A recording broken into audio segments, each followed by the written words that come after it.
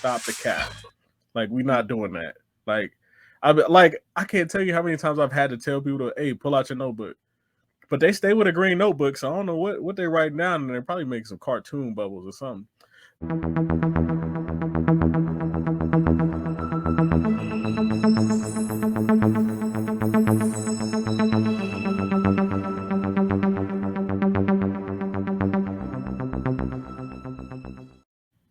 Yo, what's up? How you doing, Coach Jenkins? Good. How are you? I'm good. I'm good. I'm glad to be recording another episode of Cave or Conquer podcast. Uh, but you know, I'm petty, so I got to start this off with the gym peeve of the week. What you And got? I, you know what? I didn't really want to talk about this one because I'm like, I sound really petty, but I hate when people come into the gym and they don't have a plan. And I know I've been there, but I'm like, dog, like if you ain't got a plan, get up out my vicinity. You know what I'm saying? Because I'm using this, and this. You know what I'm saying? Doing supersets because that's really my main go-to is supersets because I get more out of it and it takes way less time to get that pump in and then to go to work because I like to do it before I go to work because it kind of calms me down, brings me Hmm. down. It's like a time, like don't you know what I'm saying? Like Yeah. drain some of that energy and chill. Even though I'll be going in there like, I don't know, you know how it is. After you get a good pump, you kind of just be, what I'm saying, kind of wired a little bit. But it Yeah. helps me get all that anxiety out. But people be giving me anxiety because they right standing behind me and like right around me, and I'm like, bro, like I don't know how much rest and sets you recommend, coach. But they be taking like 5 to 10 minutes between sets. I don't know if that's a part of the extra program out there. Is that what y'all coaches teaching out there? Take about 5, 10, 20 minutes in between a Uh, set. I'd I would say take 5 minutes max if you're a power lifter. You know, Uh,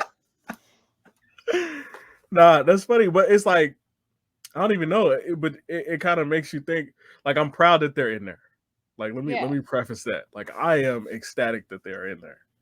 But I'm like, if you're gonna be in there wasting time in your life, because Tim Grover talks about this, like winning doesn't care, and Hmm. you'll be gone before you know it. So if you're going to leave a legacy, you might as well get after it while you can, right? Like I don't know, maybe I'm just crooked that way, but like that's just how I think about it. Yeah, I think it's hard because I think back to it and honestly, I don't think I started logging and tracking workouts until really this past year, honestly. I would go Mm, in and I okay. knew I knew what I would want to do and I knew what I would need to do.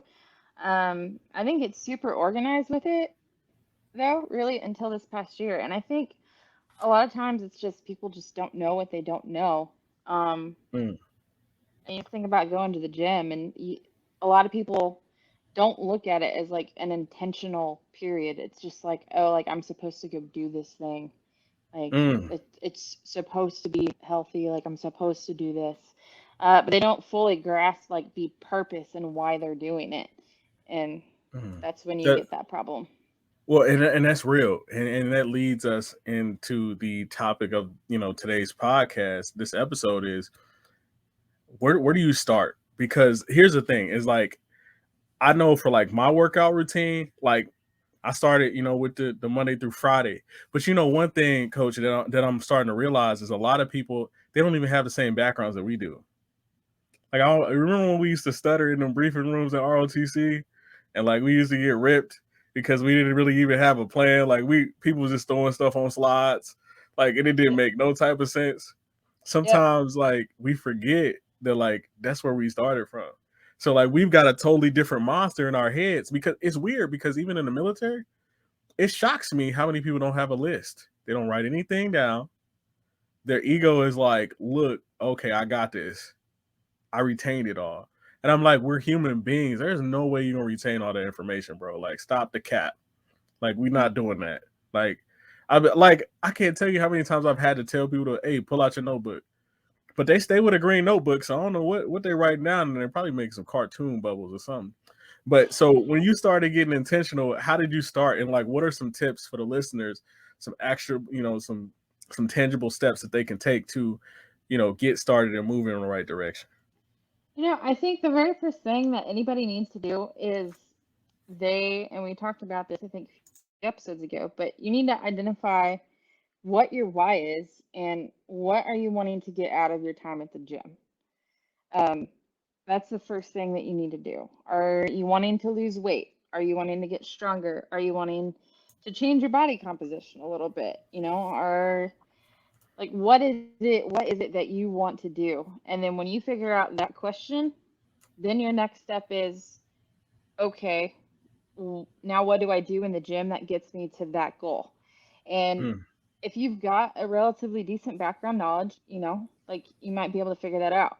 If not, like, and you can afford it, and it's I know it's hard. It's something that not everybody can afford. It's a luxury. Um, but if you get stuck, if you get your why and you don't know what to do, like grab a coach. They'll help you. They'll mm. walk you through it. They'll walk you through what's your why, what is the lifestyle you're looking for? What is the look that you're looking for? Okay, you want this look. Does your lifestyle that you also want to be a sane human actually fit realistically being able to achieve that? Well, and that's real. Hold on, just real quick, because you touched on something that was real pivotal. Was when you get somebody else involved in the process. And so I don't know if you remember when Bohannon he took it's been years ago, but he took charge of the battalion and he started using the actual what do you call it, like physical education Hmm. department, and Savickas kind of got us in there and they created workout plans for us. Yep. And they just started working for that. Like, make sure, like, listeners, don't leave any rock unturned, because there are people who need internships, people who are willing to do it for free. Because, and I'm not saying go for the free boy just because it's there, but at the same time, every day that I go into the gym, I'm kind of learning something a little bit. I'm seeing how people move. I'm seeing how my muscles feel with different things. But like, I mean, it's a lot of universities out there. If you got a university local, like, I'm pretty sure like a lot of the exercise science students are looking for clients so that way they can get their reps up. That's how Tim Grover actually started with Michael Jordan. He Yep. sent a letter to or a phone call or whatever to everybody on the Bulls organization except Michael. And guess who called him back? Michael. Michael. So that's pretty awesome. Sorry, I don't know if you lost your space there, but so tips on getting started. So is there one of those things where, like, is there a certain app that you recommend for like getting started with the food or getting started with other things like that, or what says the coach? So for me, there's a lot of decent apps out there. I don't personally have an app that I recommend for food tracking just because I think that for a lot of people starting out, when you get into tracking, like them tracking just numbers and Mhm. whatnot, uh, it gets to be too much, and then it's almost Mhm. a stressor, like on top of just trying to learn how to do all this stuff, is calculating are they hitting everything. Um, so really just trying to figure out like how many servings of like meat or carbohydrates or fats is going to get you kind of close to your goal. What does that Mhm. look like? There's resources online, all over the place, and then I've got resources too where it kind of defines that, and it'll tell you, like about a serving of meat is like the palm of your hand. Mhm. You cup your hand, that's about a serving of carbohydrates. Mhm. Um, and then a thumb is a serving of fat. So like you can kind of use that rather than like if you don't want to get into like super heavy into macros, it's like, well, how many carbohydrate servings do I need? How many fat servings do I need? And you can kind of make it even more simple, Mhm. even that way. But yeah, I say that, and then even you don't even have to get fancy like with apps unless you really just want to and you like it. I just like to write stuff. And I've got a body minder book that I'll send to my clients, whether they're local or if they're online. Um, but you don't even need to do that. All you need to do is get like a little cheap 80-cent notebook and just Mhm. Well, and write down that's what you're real. doing. Yeah. Well, and that writing down, because, and the other thing is like, I just recently realized that like I can create checklists on my phone. So like now, like I've got like the little, so I knew I could create notes, but I didn't know they had bubbles. So Hmm. it's actually pretty cool. You can put the bubble right next to it. Call me like technically challenged, you know what I'm saying, with all that stuff. But and then I go through the day and I'm like, okay, I did this, did this, did this, did this. And it's one of those things, even with like keeping the podcast things like figured out and like trying not to book on top of things because you just got things going a mile an hour. You know, you're a coach, so you understand all those things. Yeah. Um, just having that little note with you. I mean, for me, you know, when I first got started, like my main goal was I need to relieve the pressure off of my knees because at the time I was kind of a fatty, you know what I'm saying? And so I was like, you know what, to get away from the surgery, you know, um, maybe I start with losing weight, you know. It's great that you talk about those basic goals. So I started shredding away because a lot of people are like, "Oh man, I'm how you get abs?" You know, I'm like, no, I'm like, start with getting active and kind of shredding that weight down. And a lot of times, because you talked about the complexities, right, with the apps and all Mm-hmm. that stuff, people go there and they get mentally overwhelmed. Because Yep. I know I have, even though I've been working out for years, like it's still kind of overwhelming to me because you got to get to know the app. Most apps aren't, you know, very user friendly, so it's kind of hard. You're trying to, man, you you'll click something, go up real high on the numbers, Yeah. then you like you save this progress, and you're like, what the heck is this? So that's really huge. So getting started, keep it basic, keep it simple. Mm-hmm. Fitness is simple. It doesn't have to be complicated. You don't have to look at my profile or coach, you know what I'm saying? Coach Lat's, you know what I'm saying, profile out here and do all that. You know what I'm saying? Don't be out here putting us all the same. Then I'll flex on Yeah, them. go and get that pro and get on out of here now. Uh, Uh, but yeah, don't look at other people's stuff and be bewildered. Take the small things that you want to work on, you know, because like even when it comes like certain workouts, I'm like, you know, here's a little bit of Arnold, here's a little bit of, you know, saying Ronnie here, here's a little bit of this here. So got to be very, very intentional. So this brings us to our Reddit Q&A question of the day. Does working out help anything besides weight loss? yeah. I think a lot of people are just, they're like, oh yeah, I just want to lose weight. But you know, for me, it's a mental thing. I feel amazing mentally after I get a workout in. So what says the coach? Yeah.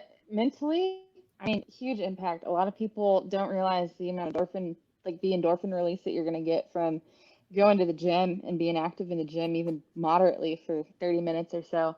The other thing that especially women need to think about is bone density Mm, and weight training and how that plays a role in helping us with osteoporosis, like prevention of that. Um, mm, so around 25 to 30, your average woman will get her peak like bone density. And from that early of an age is when things start to decline if you're not doing anything to actually like make sure that you're continuing to challenge your body and keep, you know, keep your bone in a state of just needing to rebuild. And you do that through resistance training. And you don't have to do anything crazy with it. I mean, really, like women only need like 2 times a week. Do like an upper body day, lower body day, 2 full body days. But just move some weight so that way, you know, you can keep some healthy bones too. So Well, and that's awesome because like even like the old ladies on my route, like I see the ones that like move and they get active and they do different things. Because you know we live in a day and age where there's not a lot of hardship. You know what I mean? Like mhm. there's more like you know mental health things because when society gets kind of easier, now you got way more time to think. Like and you know, years ago you had to think about okay, how I'm gonna feed these kids, how I'm gonna feed myself, how am I gonna, you know, take care of the family, what resources do we have? Now you with a click of a button, you kind of got it on demand. Yep. And I'm glad that you talked about like that deeper health aspect and that deeper ratio. Cause today no it was a couple days ago, it might have been even last week, but I was, you know, I always see this older guy in overalls, you know what I'm saying, and, you know, his boots, just walking. I'm like, okay, what, you know, what's going on? But I ended up finding out. I was like, oh, you know, I was like, well, I was just a little curious. I was like, oh, how many miles you do a day? And he was like 16, just out there Phew. walking. Yeah, because see, technology can be your best friend or it can be your worst friend. And it's one of those things where he used it kind of as his best friend because he was like, "Oh, it's amazing the technology that they have." He's like, they told me about like how my arteries was like 60% clogged or something like that. Um, he was like, but then they was like, hey, you need. He was like, how can I prevent this? And obviously, he was a retired cat because he got the time to walk that much. You know what I'm saying? But Yeah. he went to the doctor, and the doctor was like, yeah, change your diet, start walking, keep it moving. And I Good on think, him. yeah, and he just been killing. He be killing it every day, just out there doing his thing. It's probably one of the most beautiful things I've ever seen. Because I be like, I always salute the older people out there hustling in the gym because they keep me going. Because I'm like, man, if they getting after it, I know I can get after it a little bit more. Yeah, that, and then I think the other thing that kind of warms my heart about that story too is the fact that the doctor told him, he's like, "Well, what can I do about this?" And he didn't automatically throw him on like a blood pressure pill or Hmm. something like that. He's just like, "Let's start walking and let's Hmm. clean your diet up a little bit, and Hmm. it'll kind of fix itself." So, Well, and that to caveat on that, it's like we're in a society where they subscribe all these medicines and different things like that, and they can easily go that route. But the mm, truth is, if you save my life through, real regular actionable steps, what I'm saying, that means way more to me because like it's weird. So like even with like depression, things like that, like in the military, they subscribe like a lot of SSRIs, different hmm things like that. And it's like these warriors never had this type of anxiety, even when they was getting, bullets was flying over their heads. They was being yelled at by people. yep, And a lot of times you find out that like people don't have coping mechanisms. And they have this version of themselves that they see when they get out or when they're done with, transitioning out of the military of like how glorious it's going to be. And because it's also easy to upsell people, oh yeah, take these many steps or do this and you're gonna be great. I mean, that's how a lot of us join the military, in the beginning. You know what I'm saying? And then on that kind of that short decline, because you can rise up real high when you get out, but a lot of people aren't intentional because all they can think of is that retirement, that taking a break. yep, But the human body, it wasn't meant to really take a break. It was meant to stay functional, to keep moving and be intentional about the things that you're doing with your life. And yep. so um but so as we wrap this episode up, you know I just want to say, shout out to the older gentleman, what I'm saying, that was out there doing this thing. Really inspired me, what I'm saying. I love the elderly and love seeing them get after it and love listening to their stories and stuff like that. And if y'all have any questions or anything you want us to address on the podcast, you can reach us at tommylee@proprag.com. It's tommylee@proprag.com. This is another awesome episode of Caver Conquer Fitness. I am Tommy, I'm Robbie. and this is Caver Conquer. We appreciate y'all.